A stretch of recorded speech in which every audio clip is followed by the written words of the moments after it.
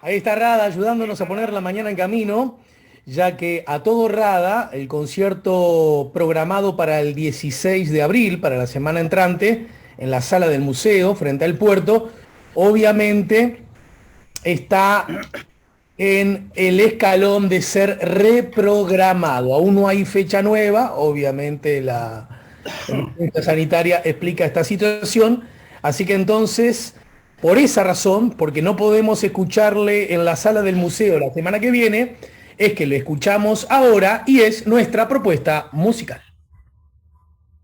La pastería, la pasta nuestra de cada día. Avenida Italia y Comercio. La que viene,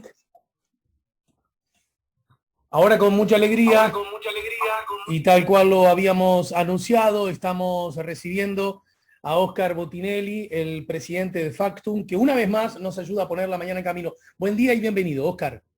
Buen día, ¿qué tal? ¿Cómo andás, Alejandro? Bien, muy bien. Mucho gusto en conversar contigo como siempre. En fin. A ver, algunas cosas que me gustaría analizar contigo a propósito, porque más que nunca la situación sanitaria del Uruguay, mejor dicho, la situación política se ve obligada a conversar con la emergencia sanitaria, ¿no es cierto?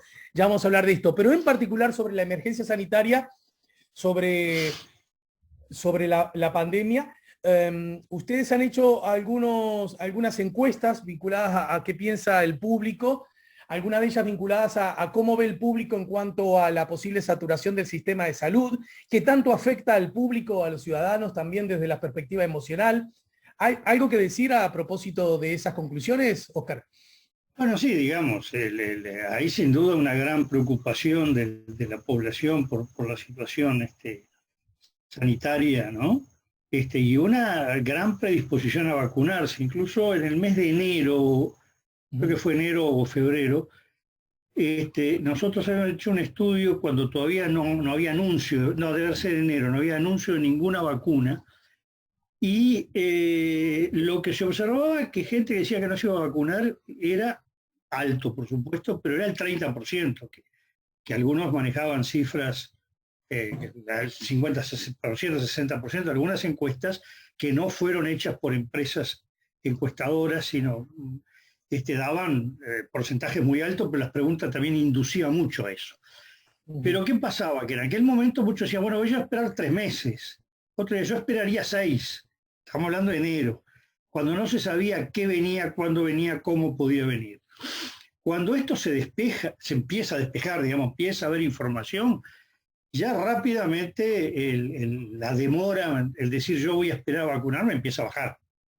Y ya empieza a tener una gran aceptación la vacunación, lo que obviamente hay una preocupación muy importante sobre la evolución de la pandemia y una gran preocupación de la gente por la situación económico-social, ¿no? Claro. En general salvo las personas que tienen sueldos fijos sin riesgo, ¿eh? Porque una cosa es tener un sueldo fijo de una empresa que puede no saber qué continuidad tiene, y otra cosa estar en el Estado, en un banco, en una cosa así.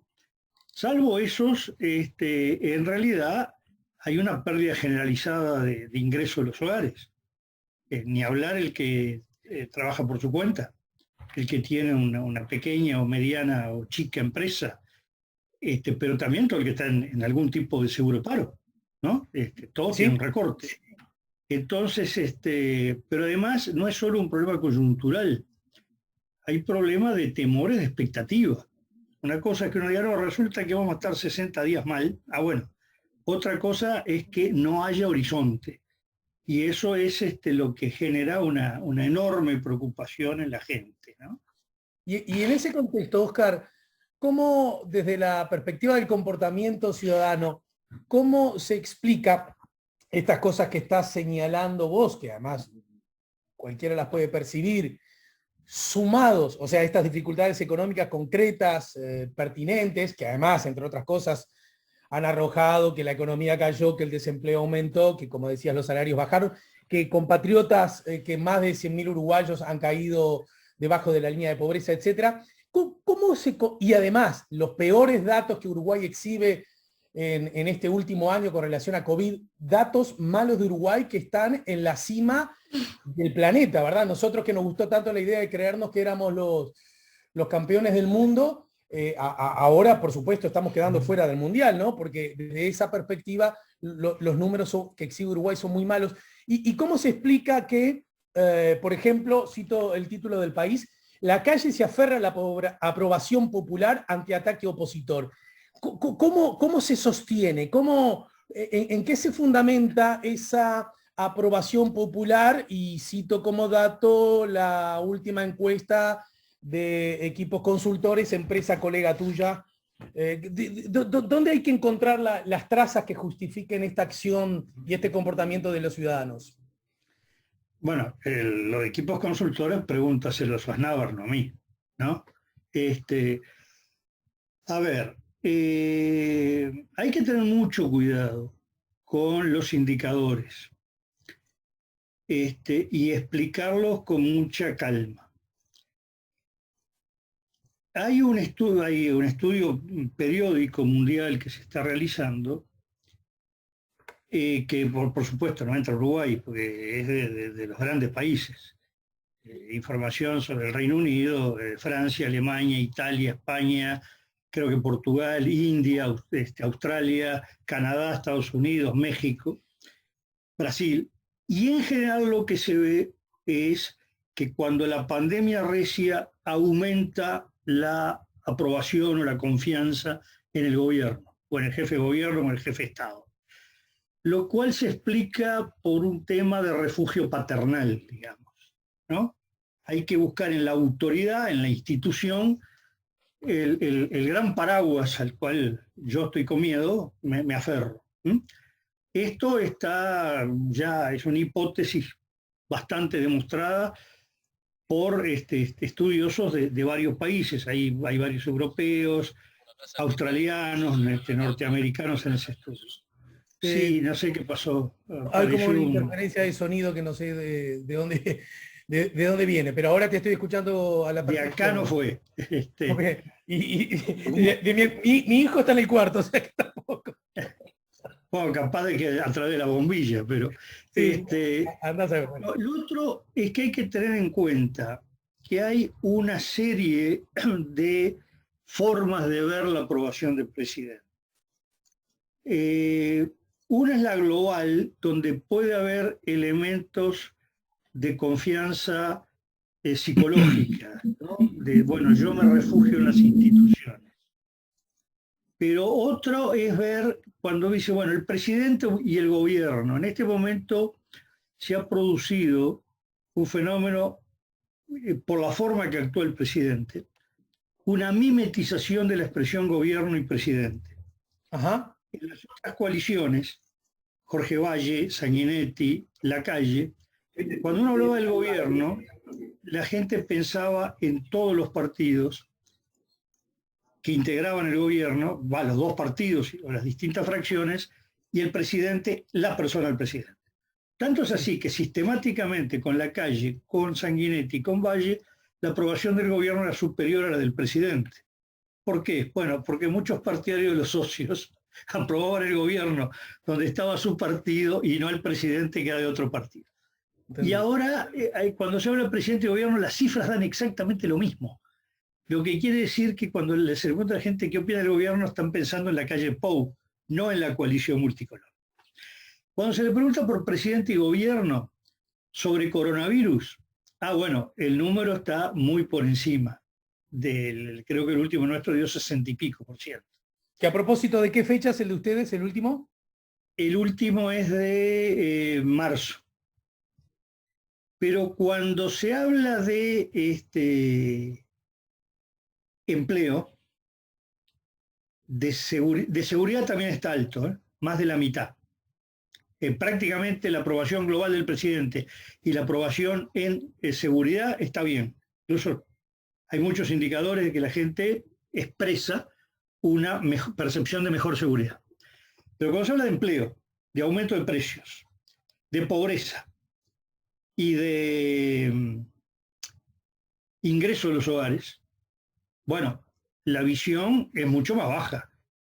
Aprueba la gestión del presidente entre el 30 y el 40% según el tema que hablemos.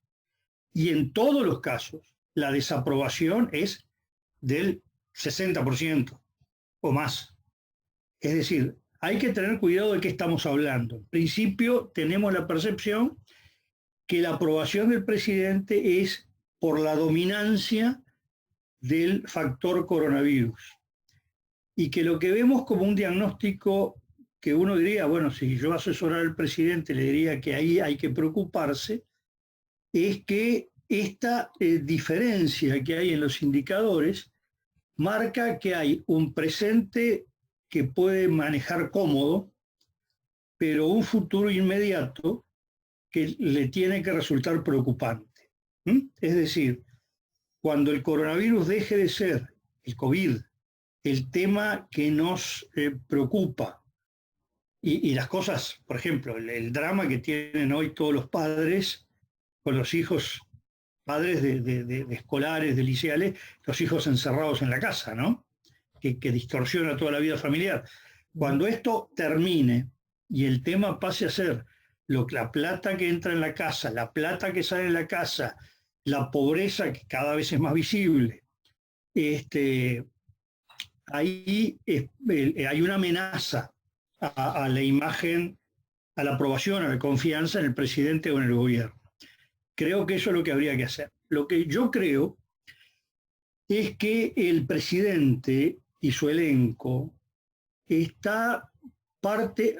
A ver, esto lo podemos ver después, pero claramente en Uruguay hay en este momento una profunda división en materia de diagnóstico de situación y que no pasa la diferencia entre gobierno y oposición. Esto es muy importante. No es que el gobierno ve el país de una manera y la oposición de otra. Dentro de la coalición claramente hay dos diagnósticos completamente distintos. Con absoluta claridad el diagnóstico de Cabildo Abierto y el diagnóstico del presidente son diferentes. Ajá. Lo del Partido Colorado tiene sus matices, pero dejemos esto para después. Dale. Lo que quiero decir es esto: el presidente está confiado en dos cosas. Uno, que el COVID tiene sus costos, salud, en vida, en fin, lo que sea, pero está por terminarse. Eso es lo que uno deduce de sus palabras y de sus actos, que tiene fe en la rápida terminación de esto. Y lo segundo, que lo exhibe sobre todo el equipo económico, Azucena Arbeleche, que tiene una percepción que terminado el COVID rápidamente aquí, que se termina rápidamente en el mundo desarrollado, y que ya en nuestra primavera, de ahí a un poquito más, vamos a estar viendo un mundo en ebullición en el sentido de crecimiento, que va a venir inversiones, dinero, compras, que va a haber una temporada turística fantástica una vez que Uruguay esté inmunizado y los argentinos vengan inmunizados, y bueno, el ansia de que tiene todo el mundo de pegar el grito, de tirar la casa por la ventana, decir, bueno, ahora quiero disfrutar de la vida, y que eso va a producir un boom económico fenomenal. Digo, quizás exagere, pero tengo la percepción que honestamente que creen que estos son los escenarios y que explica por qué actúa de la manera que actúa. Es decir, actúa porque confían en un diagnóstico de situación y en un pronóstico, una prognosis de esta naturaleza. Y acá sí es donde viene una diferencia grande, y además me parece que tienen una percepción que la situación económica y social es menos grave de la que percibe otra gente, y que además la ven mucho más coyuntural. El solo hecho que estén hablando de, por ejemplo, seguros de paro o ayudas hasta el 30 de junio, claramente está marcando una visión que es afrontar, sino con otro diagnóstico diría, bueno, de aquí al 31 de diciembre, de aquí a un año, las medidas son tales. Estamos viendo que para ver países que no son tan sustancialmente distintos a nosotros, como puede ser España o Italia, no solo porque la abrumadora mayoría de este país, por lo menos por algún lado le toca que viene de por ahí. Y tenemos culturas bastante similares, y por favor, que no terminen, esos son países ricos y nosotros no, estamos todos en el mismo rango de países de nivel alto de ingresos, ¿no? Por lo tanto, no, y en costo de vida ni hablar. Entonces, son asimilados. Ya vas a llegar a eso, pero me parece interesante porque cada vez que uno, cuando se escuchan indicadores o experiencias que están viviendo otras naciones, cuando se alude, por ejemplo, a naciones de Europa, o incluso estas en particular, sobre las cuales ibas a hablar, el argumento es, pero ¿cómo te vas a comparar con ellos, que son una manga de ricos, con nosotros que somos terriblemente pobres? Vos decís que ese argumento ya no funciona como argumento que inhabilita la comparación o la metáfora. Bueno, también a la inversa hemos visto comentarios, sobre todo del lado argentino, sí. Pues ya Uruguay vacuna a mí también, si los vacunan todos en una esquina. Los uruguayos no llenan una plaza. Es decir, hay que tener cuidado con la visión tanto de tamaño económico como de tamaño país. Cuando acá se habla, no, porque Uruguay no está en condiciones de gastar 1.000 millones de dólares, sí. Y estamos hablando que en Italia o en España o en Alemania se habla de una expresión que tenemos que empezar a incorporar, que es miliardo. Es una palabra que viene de largo tiempo el francés, del italiano, pero que la academia hace unos 10, 15 años ya lo incorporó, que es 1.000 millones. Allí cada vez que se habla de una cifra, se habla de 8 miliardos, es decir, 8.000 millones, 10.000 millones, 20.000 millones. Y acá, cuando hablamos 1.000 millones, es una barbaridad. Entonces, también veamos eso, que son países que tienen mucho más recursos y mucho más gastos. Es decir, no es una cosa que tienen grandes espaldas. Bueno, acá yo no me meto en un tema que no es mío, yo hablo de política, no de economía. Pero claramente Uruguay tiene reservas, tiene posibilidades de crédito que son muy altas para el tamaño del Uruguay, ¿no? Uh-huh. Pero eso que lo discutan los economistas, yo no me meto. Lo que digo es que hay esa visión. Pero sí lo que estoy viendo, que en esos países, todas las medidas que se toman, son medidas en que se habla de 6 meses, de un año, no de 3 meses. Es decir, la percepción que hay en esos países sobre hasta dónde va a llegar la afectación económica y social del COVID es un diagnóstico diferente al de Uruguay. Y acá viene la diferencia de diagnóstico económico, que tiene que ver que el mundo desarrollado, y no quiero entrar en el subdesarrollo porque después empiezan, no, estos son gobiernos de izquierda o de esto o de aquello, más allá que no hay mucha diferencia entre lo que se está haciendo en materia de derrame de dinero en Chile que en Argentina. Y Piñera no se puede considerar muy de izquierda, que digamos, ¿no? Bueno, Brasil incluso está haciendo una apuesta a la intervención mucho más alta que la que ha hecho Uruguay, ¿no? El propio Brasil. Bueno, ahí es otro de los lugares que Uruguay está el top en el mundo, ¿no? Es verdad. El país que menos ha invertido, hay quien dice porque no lo necesitaba, porque Uruguay es más prudente, pero ahora, el tema es la visión que hay. Vamos a hablar de Europa. Yo sé que mucha gente dice, pero Europa es otra cosa. Bueno, no es otra cosa. Y me gusta poner nombres y apellidos. En el 2011, Angela Merkel, que ocupaba el mismo cargo que hoy, jefa de gobierno de Alemania, Mario Draghi, que era el presidente del Banco Central Europeo, que ojo, que era un poder que no tiene el Banco Central de Uruguay por Uruguay. El Banco Central Europeo condiciona todas las economías de Europa. Hoy es el presidente del gobierno de Italia. Y Christine Lagarde era la directora del Fondo Monetario Internacional. Y hoy es la presidenta del Banco Central Europeo, sustituyendo a Draghi. Los tres aplicaron la política más dura y ortodoxa de ajuste. Y al que acogotaron fue a Grecia. Claro. Hasta que Grecia estuvo a punto de irse a la Unión Europea, empezó a hablar con Rusia, con China, y ahí se terminó la ortodoxia. Pero también acogotaron a Italia. De alguna manera ellos participaron en sacar al presidente del gobierno de Italia, que era Silvio Berlusconi, que no lo sacaron por sus defectos, sino por enfrentar la política de ajuste. Desestabilizaron a Rodríguez Zapatero en España. Bueno, lo de Portugal también estuvo complicado en aquella época, ¿no? Estuvo Portugal, pero no afectaron lo político. No, estuvo afectado Grecia, Italia, España, Portugal e Irlanda. Y un coletazo Islandia. Lo que pasa es que Islandia está fuera de la Unión Europea, pero tuvo algún coletazo desde el Fondo Monetario. Pero afectaron políticamente a Italia y a España.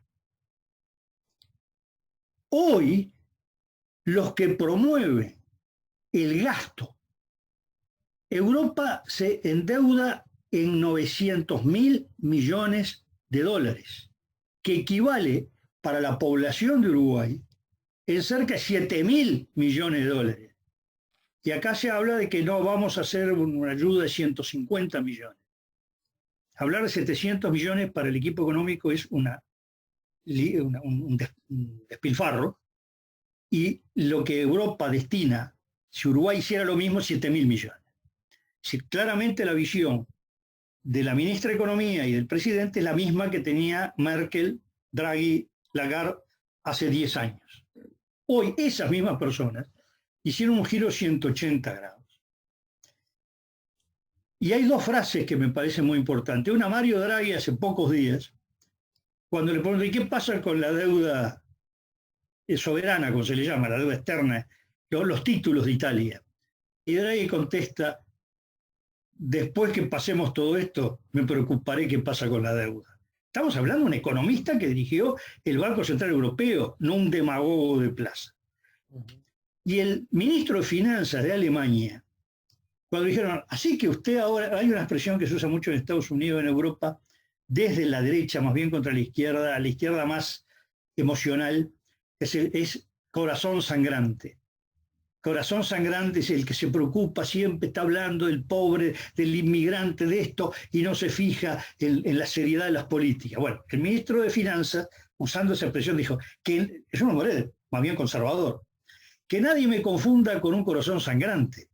Yo soy partidario de dar dinero a todo el mundo y en particular a los pobres para que consuman, porque no se mueve la economía si la gente no tiene plata en su bolsillo. Es decir, lo más crudamente economicista, financista, fue la expresión del ministro de Finanzas, dije ministro de Economía, creo, ministro de Finanzas, ellos tienen separado, y con una visión crudamente monetaria, ¿no? Esto es ayudar a la gente para que la gente consuma y se mueva la economía. Bueno, este diagnóstico de alguna manera aparece compartido por mucha gente en Uruguay. Sí, más bien aparece lo que está alineado a la izquierda, pero se está viendo que gente no tan, que no tiene nada que ver, digamos, con el Frente Amplio, y eso es muy fuerte la postura de Cabildo Abierto, que salió a través de una nueva cara que apareció públicamente a partir de diciembre, el economista Eduardo H., que fue ministro de Industria, Energía y Minería en el gobierno de Lacalle Pou por el Partido Colorado, que hoy asesor económico de Manini. Ha aparecido, bueno, los estudios de Ignacio Mungo, en general, nuevo director del CERE, sucesor de Talvi en ese cargo. Mungo históricamente igual muy alineado a la ortodoxia económica y bueno, y además en un momento asesor del hoy presidente, ¿no?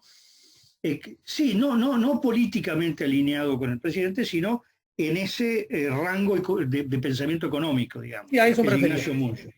A eso, para precisar. Pero también un hombre como Ignacio Posadas, salió primero que todos, incluso fue el que salió hablando del gach económico. Es decir, yo no soy economista, no puedo decir quién tiene la razón. Lo que estoy diciendo es cómo se mueve la política en el mundo, quiénes están en ese diagnóstico en Uruguay, y que claramente hoy el presidente y el equipo económico tienen un diagnóstico de situación y por lo tanto una propuesta completamente diferente a la que tienen los gobernantes de Europa, por ejemplo, o de Estados Unidos, o de Chile, ¿no? Lo cual no quiere decir que estén en el error, son dos maneras de pensar. Acá me gustaría que hiciéramos un punto, porque además quiero aprovechar porque mucha gente nos está viendo por el canal YouTube, y la verdad que estoy viendo que mucha gente emite comentarios en esta dirección, Oscar. Por ejemplo, Eduardo dice, siempre ilumina mucho escuchar a Botinelli. María Clara Vázquez, mirá, María Clara Vázquez, la hija de Pepe y Milce, dice, mi querida amiga, además, dice Clarito Botinelli. El profesor Hugo Correa dice, el COVID se integrará a las costumbres como las gripes, las vacunaciones serán obsoletas en poco tiempo, la muerte es inevitable, el hambre no. Susana Gómez dice, muy claro el señor Botinelli. También Correa agrega, ni a sol, ni a lluvia, ni al fondo del mar le importan el COVID. Me gustaría para entender, y a ver, y si lo enlazamos con un título de ayer de búsqueda, créeme, Oscar, que cuando leí el título, La calle Pou analiza planteo de Sanguinetti de reunir a líderes ante crisis por COVID-19, me acordé de vos, porque has dicho en este programa y en otros también acerca del rol que está jugando, que está llevando a cabo el presidente Lacalle, la forma en que está ejerciendo su presidencia. A mí me parece interesante porque ya hay planteos. Vos hablaste recién de Cabildo a propósito de la economía. Yo me permito agregar que horas, no días ni en otro momento, 1 o 2 horas antes de la penúltima conferencia de Lacalle, el expresidente Sanguinetti salió a los medios a decir que era necesario que, si iba a haber impuestos, también implicara los sueldos altos de los privados, ¿verdad? Que era como casi nos metemos con los públicos, que no pasa nada, pero los privados no los tocamos. Bueno, también desde el Partido Colorado surgió esto. ¿Por qué si la andanada de señales, más derecha, más izquierda, más liberales, más ricos, más pobres, va en esa dirección? ¿Por qué el gobierno no parece escucharlas? ¿Cómo se explicaría todo esto? Me gustaría aclarar un poco. El Partido Colorado tiene una posición que yo diría intermedia. Claramente no está compartiendo totalmente la actitud del presidente, pero tiene un matiz importante con estos otros planteos que yo estuve describiendo.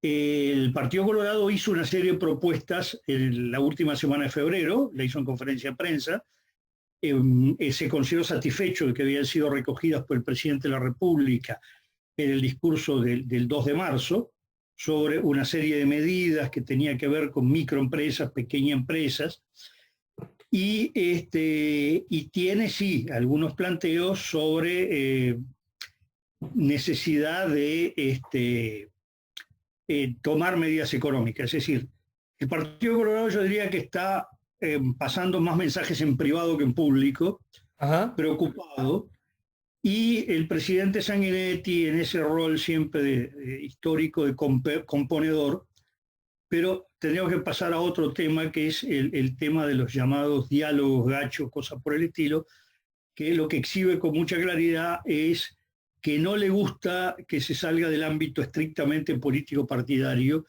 y por eso la convocatoria a que el presidente hable con los líderes de todos los partidos, que implica esencialmente los 4 partidos relevantes que deciden hoy el Uruguay, que son el Partido Nacional, el Partido Colorado, Cabildo Abierto, y del otro lado el Frente Amplio, ¿no? Quería marcar esto porque yo no hice referencia al Partido Colorado porque estaba marcando 2 grandes bloques y el Partido Colorado hay que sacarlo de los bloques, está manejándose con mucha prudencia, con mucho silencio, si se quiere, y operando a buscar algunos ajustes y entendimientos. Pero lo que me parece claro es lo que dije al principio. El presidente y la ministra de Economía tienen una diferencia con todos los demás, quizás algo con el Partido Colorado también, de diagnóstico de situación. Entonces van a actuar en función a su propio diagnóstico, que es el que describí al principio. Si esto es una crisis que estamos al final del camino, si esto lo económico se soluciona rápidamente, lo sanitario también, van a actuar de esa manera. Es decir, acá quizás es importante marcar esto. La discrepancia entre todos los que están planteando grandes medidas, estoy hablando de lo económico y lo político, no me meto en lo sanitario, y el gobierno que considera que hay que mover poco para no afectar el déficit.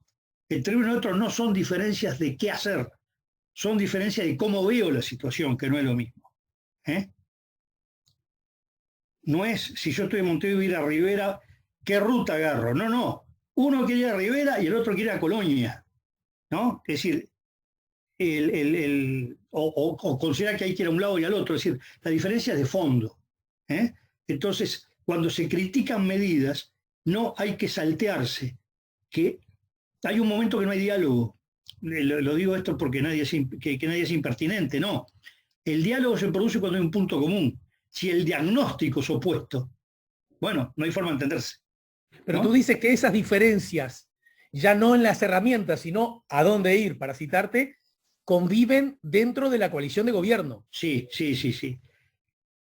Para empezar, en un plano no tan público, uno ha visto que economistas colorados, donde hay distintos matices, distintas posiciones, en todos lados, por supuesto, pero estamos hablando de economistas que no se pueden considerar de izquierda, sí afuera de los partidos, tienden a coincidir con el diagnóstico preocupante, llamémoslo así, de lo económico y social, ¿no? Y un poco la necesidad del gasto. La ministra tiene una visión muy coherente con la postura global en los gobiernos del mundo occidental, por lo menos, previo a la pandemia, ¿no? Lo más importante, el investment grade, es decir, el grado inversor, el déficit fiscal, que es un elemento clave, la necesidad de que el Estado comprima sus gastos. Y en general hoy la visión distinta a esta, es decir, hoy el grado inversor ya no está jugado tanto por los mismos parámetros que se veían antes. Es que de hecho, Oscar, permíteme agregar en esa dirección que hoy Uruguay luce un déficit fiscal definitivamente más bajo que la inmensa mayoría de los países. Sí, exacto. Pero además una cosa, el propio Fondo Monetario Internacional, que no se puede decir que ha sido un organismo partidario del derroche económico ni del gran gasto social, llama a los países a gastar mucho más en políticas sociales y en políticas que tengan efecto en el consumo.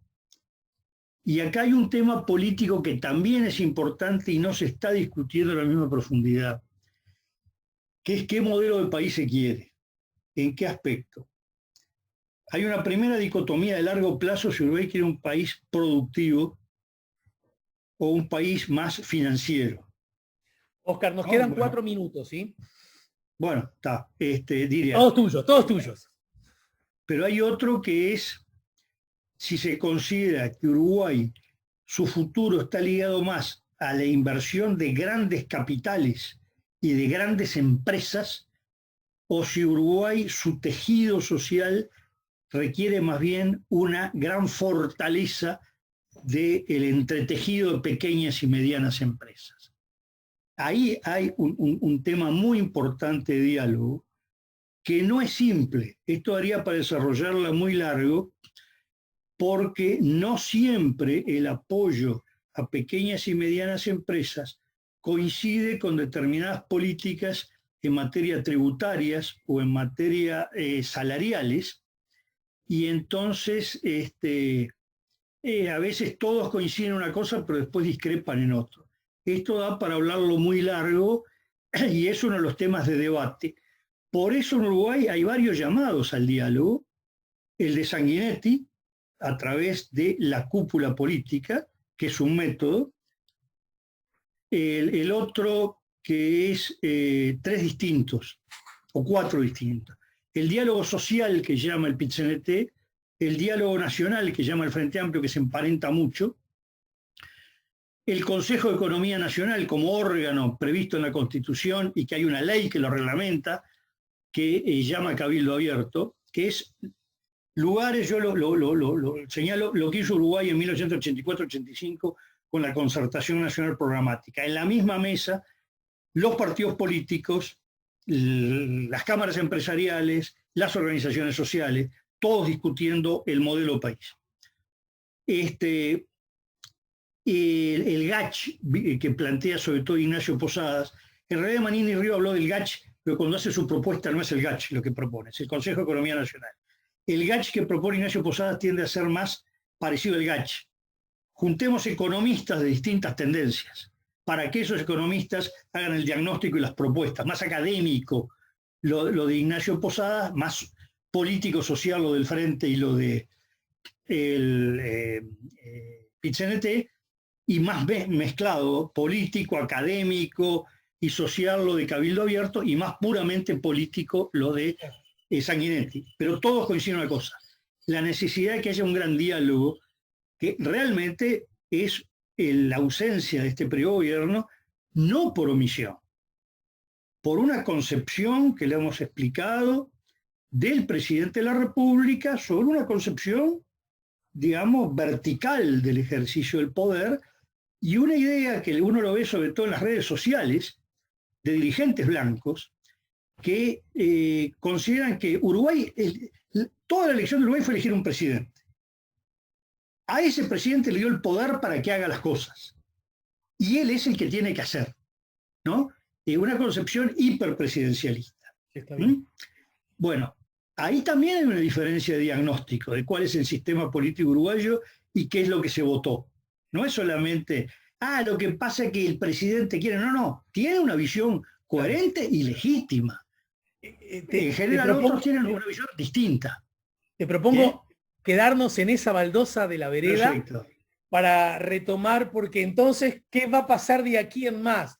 Con la coalición de gobierno, con la oposición, y en qué medida el presidente Lacalle está aprendiendo de lo que le pasó al presidente Lacalle, a su papá. Lo vemos más temprano que tarde, ¿te parece? Cómo no, perfecto. Gracias, Hasta Óscar, pronto, como siempre. muchas gracias. Muy amable, como siempre.